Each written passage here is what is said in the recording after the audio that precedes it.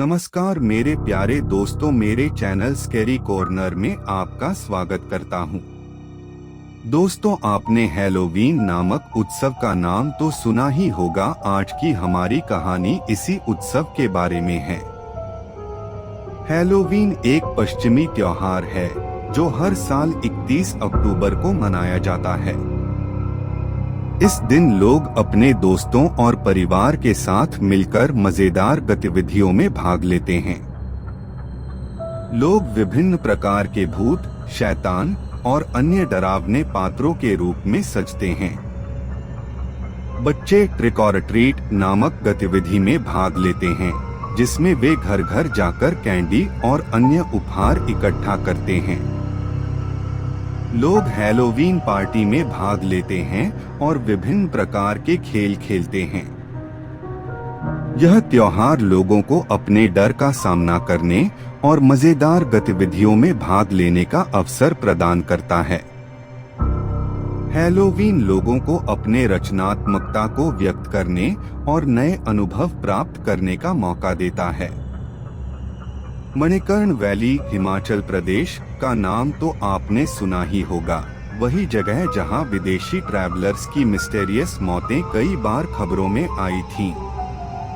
लोग कहते हैं कि वहां की घाटी में एक पुराना ब्रिटिश पुल है जो सिर्फ हैलोवीन की रात लाल रंग में चमकने लगता है, और जो उस रात उस पुल पर जाता है उसे कोई लौटता नहीं देखता। दिल्ली की एक क्राइम जर्नलिस्ट रिया चौहान, जिसने अपनी जिंदगी में कई रहस्य सुलझाए थे, इस केस की जांच के लिए मणिकर्ण पहुंची।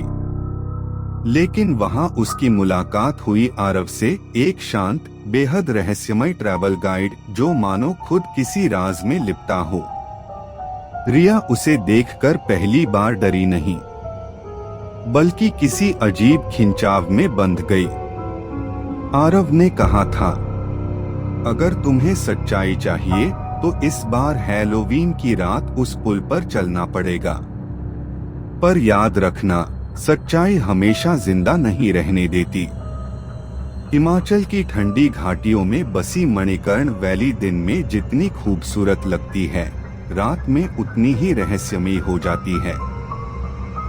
पहाड़ों के बीच बहती पार्वती नदी के किनारे बना एक पुराना ब्रिटिश जमाने का लोहे का पुल हर साल हैलोवीन की रात लाल रंग में चमकने लगता है।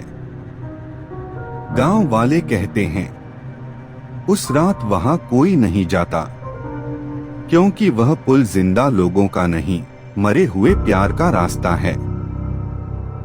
दिल्ली की जानी मानी क्राइम जर्नलिस्ट रिया चौहान कई दिनों से उस घाटी में हुई रहस्यमयी मौतों की जांच कर रही थी। 3 साल में 5 विदेशी ट्रैवलर्स गायब हो चुके थे, बिना कोई सुराग छोड़े। लेकिन रिया को डर नहीं लगा, क्योंकि वह सच की तलाश में जीती थी। वह नहीं जानती थी कि इस बार सच की तलाश उसे मौत के करीब और प्यार के जाल में ले जाएगी। मणिकर्ण में उसकी मुलाकात हुई आरव से, एक शांत, रहस्यमय ट्रैवल गाइड जिसकी आंखों में एक अनकही कहानी झलकती थी। उसने रिया से कहा था, अगर तुम सच्चाई जानना चाहती हो तो इस बार हैलोवीन की रात उस पुल पर चलना पड़ेगा। लेकिन ध्यान रखना, सच्चाई अक्सर जिंदा लोगों को नहीं बख्शती। उस वक्त रिया मुस्कुरा दी थी, पर उसे क्या पता था कि वो मुस्कान उसकी आखिरी होगी। ठंडी हवा में नमी बढ़ने लगी थी।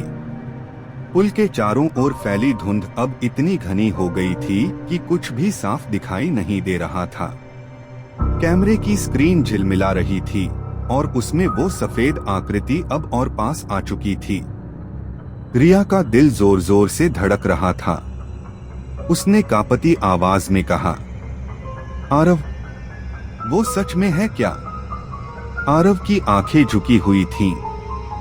हाँ रिया, वो है, और हर साल हैलोवीन की रात वो मुझे वापस बुलाने आती है। रिया ने पीछे हटते हुए पूछा, लेकिन वो मरी कैसे? आरव ने गहरी सांस ली। हम दोनों इसी घाटी में काम करते थे। वो विदेशी रिसर्च टीम की गाइड थी, लेकिन उस टीम ने उसके साथ धोखा किया।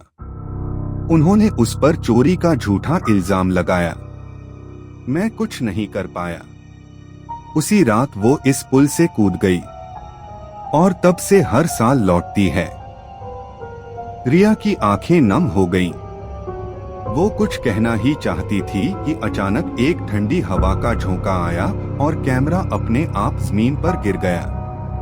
स्क्रीन पर बस बर्फ जैसी धुंध और एक महिला की परछाई दिख रही थी। अनामिका अब बिल्कुल सामने थी। उसका चेहरा आधा जला हुआ, लेकिन आंखों में प्यार और नफरत दोनों जल रहे थे। वो आरव से बोली, तुमने कहा था कि मेरे बिना नहीं रहोगे, फिर क्यों आए किसी और के साथ?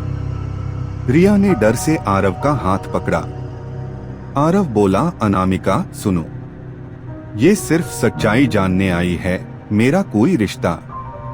पर वो बात पूरी कर पाता उससे पहले ही अनामिका की चीख गूंजी, झूठ मत बोलो, मैं देख सकती हूँ तुम्हारी आंखों में वही प्यार जो कभी मेरी आंखों में था।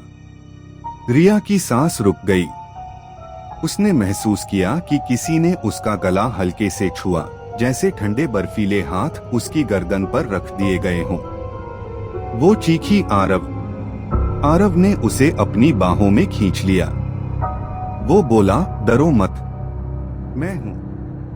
पर उसी पल अनामिका की परछाई हवा में घुली और दोनों के बीच से गुजर गई। रिया ने सिर उठाया, उसकी आंखें कुछ सेकंड के लिए सफेद हो गईं। उसने धीमे स्वर में कहा, आरव, मैं उसे देख सकती हूँ, वो तुम्हारे पीछे खड़ी है।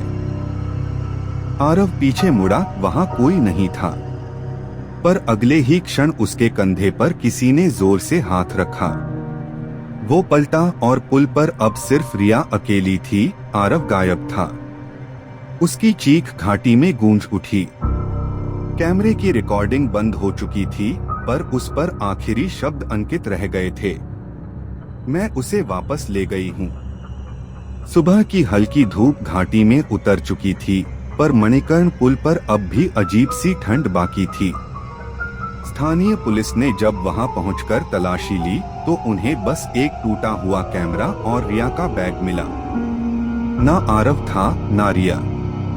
कैमरा जब पुलिस स्टेशन में चलाया गया तो उसमें आखिरी रिकॉर्डिंग थी। रिया कांपती आवाज में कह रही थी, अगर कोई ये वीडियो देख रहा है तो जान ले वो यहाँ है। वो आरव को अपने साथ ले गई। पुल पर कोई मत आना, ये जगह जिंदा लोगों की नहीं है। इसके बाद बस तेज हवा की आवाज और फिर चीख, रिया। वीडियो अचानक बंद हो गया। पुलिस ने उस केस को मिसिंग केस घोषित किया, लेकिन गांव वालों का कहना था कि हैलोवीन की रात को अब दो परछाइयां पुल पर देखी जाती हैं। एक औरत सफेद गाउन में और एक आदमी काले जैकेट में। दोनों हाथों में हाथ डाले नदी के ऊपर झुके रहते हैं, जैसे एक अधूरी मोहब्बत अब भी खत्म नहीं हुई। कई महीने बाद दिल्ली में रिया की बहन तन्वी को एक पार्सल मिला। अंदर एक छोटा पेन ड्राइव और एक नोट था। रिया को शांति मिल गई है, उसे मत ढूंढो। आरव। जब तन्वी ने वह वीडियो चलाया तो स्क्रीन पर रिया मुस्कुरा रही थी। उसने कहा, कभी कभी प्यार मौत से बड़ा सच होता है, और कुछ मोहब्बतें बस हैलोवीन की रात पूरी होती हैं। फिर कैमरा पीछे गया और झिलमिलाती स्क्रीन में दिखा रिया और आरव दोनों पुल पर खड़े, हवा में घुलते हुए। उनके पीछे वही लाल चमकता हुआ पुल और पृष्ठभूमि में वो पुराना गीत, लव नेवर डाइज। आज भी हर साल 31 अक्टूबर की रात जब कोई उस पुल पर जाता है तो हल्की हवा में एक लड़की की आवाज सुनाई देती है, आरव, इस बार कोई और आएगा क्या? कहते हैं जो उस आवाज को सुन लेता है वो अगला हैलोवीन देखने के लिए जिंदा नहीं रहता। आशा करता हूं कि आपको यह कहानी पसंद आई होगी। मैं तहे दिल से शुक्रिया अदा करना चाहूँगा श्री पुष्कल ब्राह्मी जी का और कुमारी स्वाति पाल जी का, जिन्होंने हमारी पिछली कहानी पर अपनी मूल्यवान प्रतिक्रिया दी है। आपका बहुत बहुत आभार। और मेरे सभी सदस्यों का धन्यवाद जो अपना कीमती समय निकालकर कहानी सुनते हैं। मिलते हैं अगली कहानी पर। गणपति बाप्पा मोरया।